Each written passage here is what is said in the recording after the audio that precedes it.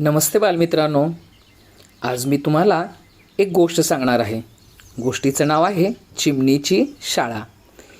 एका गावात एक सुंदर छोटीशी चिमणी राहत होती.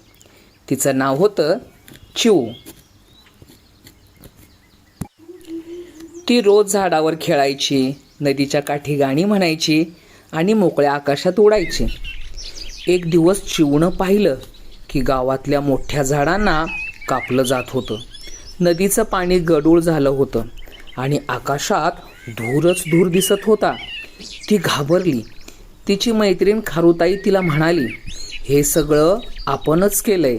झाडं कापली, प्लास्टिक टाकलं, धूर सोडला, आता निसर्ग रुसलाय. चिऊ म्हणाली, आपण काही करू शकतो का? खारुताई म्हणाली, हो, आपण झाडं लावू, पाणी वाचवू, प्लास्टिक कमी वापरू आणि इतरांनाही सांगू. चिऊने लगेच एक चिमणीची शाळा सुरू केली, जिथे ती सर्व पक्ष्यांना, प्राण्यांना आणि गावातल्या मुलांना पर्यावरणाचं महत्त्व शिकवू लागली. हळूहळू झाडं परत वाढली, नदी पुन्हा स्वच्छ झाली आणि आकाश पुन्हा निळं झालं. तेव्हा मुलांनो, आपणही भरपूर झाडं लावूया आणि ती मोठी करूया.